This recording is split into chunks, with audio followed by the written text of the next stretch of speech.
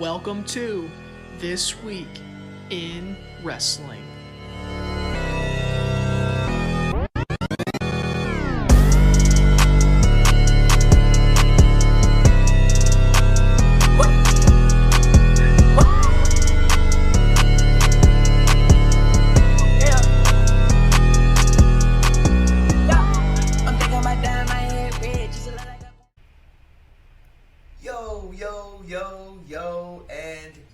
What's up, Hard&Soft Pro Wrestling Podcast Nation? It's your man, Chris, always harding, and you know I'm here with my little brother, Randall, always soft. Hey, Randall, what's going on, man? What up, man? This is This Week in Wrestling, and, Saturday morning, here we are. I got some Ric Flair socks on.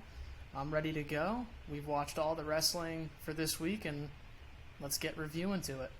Yeah, here we go. We're just going to do a little short video here of just what happened this week in wrestling. So we'll just start off on Raw. I mean, and to be honest, we didn't have a very eventful week in wrestling. We did have a big weekend last weekend, so that's probably why this week wasn't so eventful. But, Raw actually started off. Edge came out for a promo. He's just wondering, why did Dominic turn on me and Ray? Dominic obviously joined Judgment Day at Clash of the Castle. Well, big deal. I mean, I could care less about Dominic. I'm sure nobody else watching this video really cares either. But anyway, he did turn. So Ray came down and tried to defend his son. Edge, come on. That's my son. And then the rest of the Judgment Day and Dominic came out and just beat them both down. So, I mean, we're going to get this feud keep going on. So, I don't know what your thoughts are on that feud. I thought it was well done. I enjoyed it. I'm not the biggest. I'm not going to sit here and say I have a Dominic Mysterio wrestling T-shirt in my collection or nothing like that. But I thought that the heel turn, Christmas is coming. The heel turn at Clash of the Castle I thought was good. The crowd popped for it, right? So they were ready for it. And I think Edge, when Edge took that nut shot from Dominic, he sold it so well, looking at him the whole way down. And then on Monday night, Rhea Ripley comes out and brings Dominic out. Dominic has that new look to him, and Ray was doing a good job. He's a pro, he's been in the business for so long. I thought it was well done, man. Yeah, man, good storyline. It's just me personally. Dominic has kind of lost my interest. I really could care less. Maybe this will pique my interest, and I'll start being a Dominic fan, man. Who knows? On to something that was pretty cool. There was a 4-way tag match going on with like 4 teams that obviously are not even going to have a chance at the Usos anytime soon. But Braun Strowman returned to Monday Night Raw, and he actually just came down and just annihilated all 8 people that were out there in the ring. So that was actually a pretty cool moment. Good to have Braun Strowman back. People, flustered on him in the past or whatever, but I actually think he was a good character. He's a monster heel. He can come in and be a believable opponent for anybody. I'm sure him and Roman are probably going to pick up a feud going on here in the future. So, that was pretty cool. Yeah, Braun Strowman goes off, makes his own little wrestling league, whatever you want to call it. And then the only thing I didn't like about this was, today's wrestling or today's world. We kind of knew that it was like confirmed that he was coming back this Monday. But having said that, yeah. Good return. He comes out, makes a statement, lays out. I can't remember what the tag team's name is. It was. They had like the Street Profits out there. Yeah, Street Profits. All the people that were out there. A bunch of teams that you kind of knew were like, none of these guys are. The Alpha Academy, right? That's what it is. Yeah, the Alpha Academy. Go. So he lays out everybody. So yeah, good return. Yeah, good spot. The main event was pretty good match. Cool spot at the end of the main event. So it was The Miz versus Lashley in a steel cage match. So there's been like a storyline going on with Dexter Lumis coming after Miz and Ciampa lately. So at the end of the match, Miz was actually about to climb over the top of the cage. They had a great camera angle where it was like shot from the top of the cage down to the floor. And all of a sudden, Dexter Lumis just comes out from underneath the ring and is just staring at the Miz. So Miz gets scared, goes back into the ring like an idiot, just climb over, win the match, but goes back in the ring, gets hit by the spear from Lashley. Lashley gets the 1, 2, 3, and Dexter Lumis comes in and chokes out Miz to pretty much take Raw off the air. I mean, definitely a good storyline going on. I do kind of like the Dexter Loomis thing. He's got that psycho character kind of going on. It was definitely a cool camera angle that they had, and I'm excited to see where it goes from here. Yeah, Triple H bringing back some guys that he believes in. Think that he thinks they have some talent. So Dexter Loomis, we'll get into some Killer Cross later on. Some guys that Triple H brought up and brought into NXT and then WWE. So bringing them back. Yeah, definitely a lot of changes going on in WWE right now. It's kind of nice. So that's kind of Raw for the week. NXT, really not much happened on NXT. A lot of great matches, but nothing crazy. I'm not here to go through the whole match card of NXT and everything like that this week. We're just kind of going to go over the highlights here. So we'll just get right on to Dynamite. Dynamite started off with a pretty big announcement. AEW World Champion CM Punk has his title stripped. And the AEW Trios Tag Team Champions, Kenny Omega and the Young Bucks, have their titles stripped and are further suspended for now for the altercations and actions that happened at the press conference and everything that happened after All Out.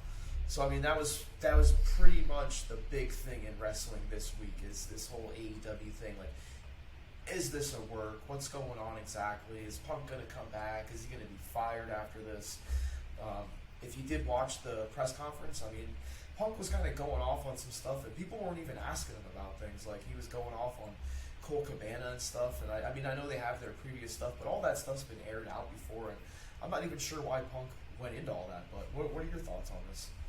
Yeah, some big attention over the weekend, and some maybe you want to say bad press for AEW this week. I do, I keep seeing on the internet AEW's going to crumble. AEW's done. Everyone slow down, pump the brakes a little bit. Remember, Vince had the steroid trials. Vince had this. Vince had that. This is some locker room heat. Just because it's the internet nowadays, we see more of that. Okay, everyone slow down a little bit. It's going to be all right. But it is a big blow. So this, I think we got to backtrack a little bit. And I don't want to spend too much time on this, but, let's go to that Hangman Page promo when it was him and Punk in the ring. And Hangman kind of went into business for himself. And I just remember that promo being a little incoherent. And, it wasn't well done in my... I kind of think he was trying to go into business for himself, and... Yeah, he brought up this thing on workers' rights, right? And then he made claim that Punk was going against everything he said when he came into AEW. So yeah, that wasn't supposed to happen, and Punk took offense to it. Yeah, he's trying to get Punk heat with the internet crowd that, pretty much follows Hangman Page and these elite guys. They follow their every word, so it's like... He's out there trying to make Punk look stupid in the middle of the ring, and Punk's not going to stand for that. And Punk's the master at that, right? You want to go to toe-to-toe with the mic. And then he really doesn't care. He'll say whatever on the mic. So you have that. And then I think Colt Cabana kind of gets fired and then rehired to Ring of Honor, right? Okay, and then the Bucks, I guess, make claim that CM Punk is the reason for that. Mm-hmm. And Punk doesn't retaliate. So you kind of have these two events where Punk is getting blown up in his own locker room, right? So Punk, and I challenge you to think, what do you think Harley Race would have done back in the day? Oh, yeah, if someone shoots on him in an interview, what do you think he walks in? Would have beat his ass in the locker room, right? And no one would have ever heard about it. You know what I mean? It would have just been a fight in the locker room, and that would have been it. But the crazy thing is, Punk is the guy that's coming in and elevating this company right now. Right. I understand that there's a big following for the Young Bucks and Kenny Omega and stuff like that. But for me personally, I'm not watching AEW for Kenny Omega and the Young Bucks. I'm watching it for a lot of different things. But I really don't find them to be the best part of AEW. And here's Punk coming in, making this company, giving it a bigger name, and ratings definitely boosted when Punk came in. And then here's these guys that are the guys on the bottom, but here they are, the EVPs, and they just want to take down Punk and blast him behind the scenes. But, like we said, Punk's not going to stand for that. he could probably care less if he gets fired from AEW at this point. Yeah, it's tough. So Punk goes out and in front of everybody cuts this promo at the AEW Scrum press conference. The only thing I didn't like that he said, first off, it was great. Like, as far as a wrestling promo, really good stuff. Good. The only thing I didn't like you said, he is the drawing card. He is the draw. He does have the history of drawing big money, real money. These other guys really don't yet. Punk does. The only thing I didn't like about his press conference is that he said that he drew the first $1 million gate on his back.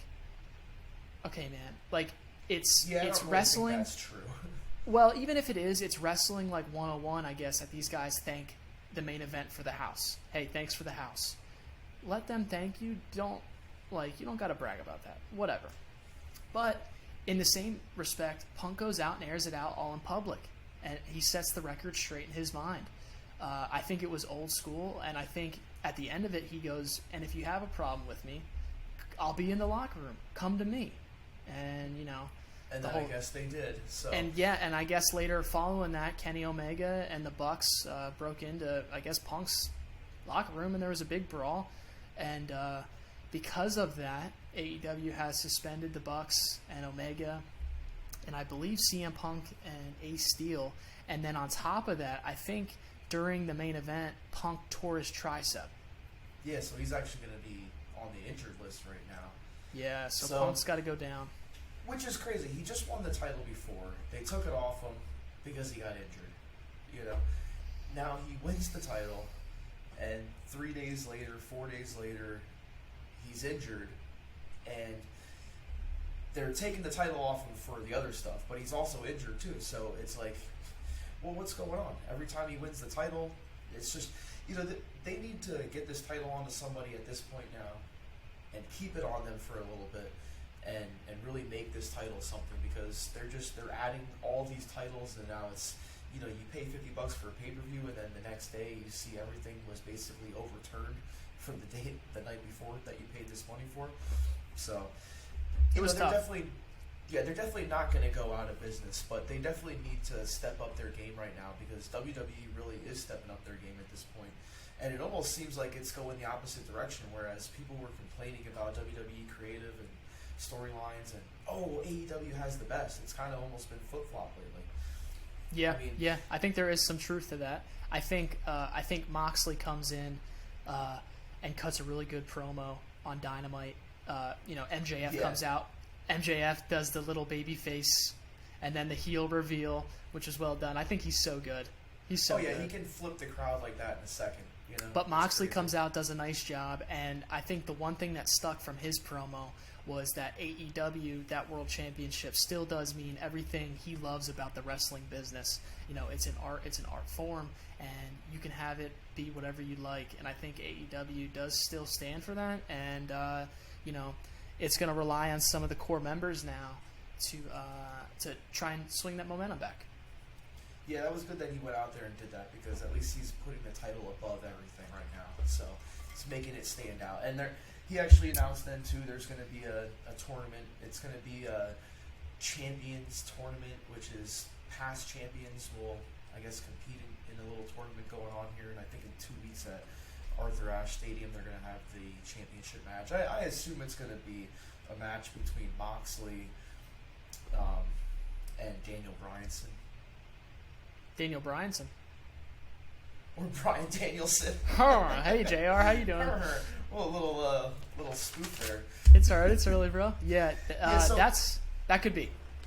Yeah, so the first match of Dynamite after all this stuff got aired out was a match to crown new Trios Tag Team Champions. So we had the Death Triangle going against the Best Friends and Orange Cassidy. So I'm pretty sure going into this match, you kind of knew who was going to win. Death Triangle. I mean, there's no way they're going to put the... Well, I won't say this because I don't want to say it out loud. They probably will put a title on Orange Cassidy. So that was a good match. Death Triangle, great team. They definitely deserve to have the titles, and I guess we'll see where these trios titles go from here. And, it's a tough spot to be in for the new titles you're trying to premiere. I think that match highlights everything that's wrong with AEW. Okay, I don't need to see 45 double moonsaults over the top rope in any event. No, and I new think champions. they did a spot in this match where it was like 3 Canadian destroyers at the same time. Like, come on. I really don't even want to see in one, what? let alone 3 in unison. It's like, I know wrestling's not real fighting, but in what real fight do you hang out there waiting for the triple Canadian destroyer? No one does, okay? yeah, back in high school, people did that all the time. Okay. Shout out to Zapper. We had Westside Gun come out at the end here to do a entrance for Garcia coming down, and it was going to be Garcia versus Wheeler Yuta for the main event of Dynamite, and this was going to be for the Ring of Honor Pure title, which, okay, I'm sorry to say, but who wants to see Garcia versus Wheeler Yuta in the main event of Dynamite? Okay? Second of all, they're going for the Ring of Honor Pure title, which I guess has some kind of different rules where you get a certain amount of rope breaks and this and that. I mean, I hate to be that guy, but who cares? Who cares? This is just for the people at home that are like, oh my god, I want to see the best wrestling match ever, choreographed match ever, and thank you so much, give me another one. Tony Khan, you're so awesome. You know, and there's a lot of good stuff in this match. It was a good wrestling match, good technical match. Garcia did come out on top. He won the match, beat Wheeler Yuta for the Ring of Honor Pure Championship, which to me could matter less. You know, Daniel Bryan came down at the end, or Bryan Danielson. Oh, jeez, here I go. Bryan Danielson came out at the end to congratulate Garcia, and there's a whole storyline going on with Garcia getting thanked by, or being congratulated by Bryan Danielson, and Jericho not liking it, so Jericho came down for a stare down at the end of Dynamite. I mean, that's kind of how it went off the air. I mean, what are your thoughts on that main event, Randall? Although being a great match, what do you think about it? I think us as wrestling fans, we need to remember, first off, I look at AEW a lot like I loved ECW. I think it's started a little revolution back into real professional wrestling. And remember, Tommy Dreamer, the Dudley Boys, and Taz, they were once nobodies too, right? And Paulie brought those guys up and showed the world new talent. And I think AEW, if they're going to survive, if they're going to one day compete, they need to build their own stars. And I thought, you know, the main event going on, probably not booked. This whole card probably was not booked until all the suspensions happened and all that sort of thing, right? They put the shine on those two guys. They went out and they had a big time match on live TV, and then you got the Danielson endorsement, and I thought it was well done. All right, well, hey, it's okay that we disagree on a couple things here and there. You know, that's why I'm hard and that's why you're soft. So that's right. You know what I mean? It's a little bit of yin, a little bit of yang. So what are you going to do here? You know what I mean? But all in all, good show. You know, probably one of the more interesting, different shows of Dynamite lately. But like you said, that's because they had all their main eventers are pretty much out of the picture right now. So they had to kind of scramble and put something together. They have a big problem with guys getting hurt. They're big-time guys. So, okay. And I know Punk tore his triceps. I'm not talking about that. That could happen, I guess, at any time. But, hey, tone down your stuff. Yeah, we don't need a triple suicida. No, tone it down. Every 2 minutes of the match. Don't condition me as a wrestling fan to see that every match. Because then I won't. Yeah. If you don't, then I won't expect it, and I'll pop for a sleeper hold. I will. Yeah, I could pop for a sleeper, but you just got to make me do it. You got That's to get a t-shirt. to that point. Pop me with Pop the sleeper. For the sleeper. Yeah. So we'll skip over to SmackDown.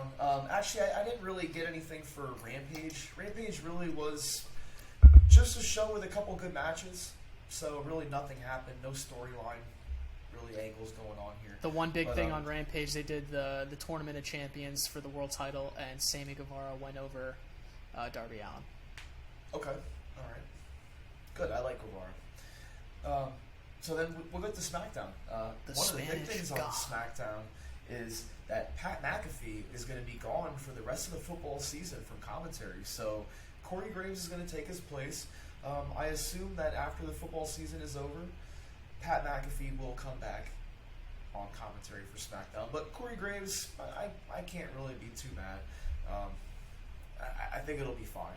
You know, I definitely will miss McAfee's commentary though, because he does a great job, you know, pumping the crowd. It's kind of cool when you go see SmackDown live during the commercial breaks. He'll get up on the table and try to like get the crowd cheering and stuff like that, get them ready for when the comes back from commercial. So, you know, I know you like McAfee too, so. Yeah, I liked him ever since we went to that live. I think it was SmackDown, and he stole the show there in Philly. He really did, as really a commentator. So, yeah, and he's done some great things in the ring and then obviously on commentary. But, again, he's a guy that can't be closed down to one thing, right? He's in the NFL, so he's going to go back to football for a little bit. Good for him. Yeah, can't really be mad at him for that. You know, a couple little things going on here. Ronda Rousey became the number one contender. There was a 5-way match. I mean, it's a 5-way match for the number one contendership, and Ronda Rousey's in it. Come on. So Ronda Rousey won, so now she's the number one contender to face Liv Morgan, and I'm guessing they're going to stretch that out until Extreme Rules, but there's a couple weeks left until then, so they might speed that up and do that on an episode of SmackDown. I think that title shot is at Extreme Rules. Okay, well, I guess they're just going to stretch the feud going out, but I mean, really, that's a feud I really don't have much interest in. I assume Ronda Rousey is going to beat Liv Morgan, you know. But the one cool thing I guess that did happen on SmackDown was Solo Sikoa came out and made his SmackDown debut with the Usos. I don't think there was any Roman Reigns on this show, but so during that little promo, they all came down, introduced himself. He's part of the Bloodline, one of the Usos brothers. Then he actually got put in a match against Drew McIntyre for the main event. So, main event was Drew McIntyre versus Solo Sikoa. And he came out and cost Drew McIntyre the match at Clash at the Castle. So now we got another member of the Bloodline. Yeah, well done. And again, you have the story of Roman Reigns making new stars in the Usos, and now the Usos are there on their own, trying to bring in Solo Sikoa, or whatever his name is, and try to make him a star now. So he gets booked in the main event against Drew. That was cool. I think they did some classic heel stuff. The Usos did at trying to swing the momentum in their favor. And then obviously the big reveal at the end, Killer Cross comes out and puts the sleeper hold on Drew McIntyre, and we go to black. So cool booking. And look, popping for the sleeper. There it is. All comes full circle. And it's cool that, again, the WWE is making their television show more surprising, where you don't want to miss it. Yeah, you don't know what's going to happen. I mean, no one would have thought that Karrion Kross is going to come out. And they're kind of doing some cool stuff with Karrion Kross now, because they really messed him up the last time they brought him up from NXT to the main roster. Right now, I think they're making up for it. Yeah, I agree. That's kind of like the week in wrestling, kind of everything that happened. It's a Saturday morning here in the Hard Studios. Randall's over there in the Soft Studios. And we just kind of wanted to get with you, let you know what was going on in the week of wrestling. If you like this video, leave us a comment, give us a like. And we're going to be back with you next Saturday for a video just like this. And want to give a shout out to my man, Joey Spang. Don't worry. We are going to be coming out with a good ECW episode for you shortly in these coming next days. And then we're going to get back on track with the rest of our schedule. And I appreciate you guys being here along for the ride. Yeah, that was This Week in Wrestling. And just remember, if you're not hard, you're soft. You're damn right.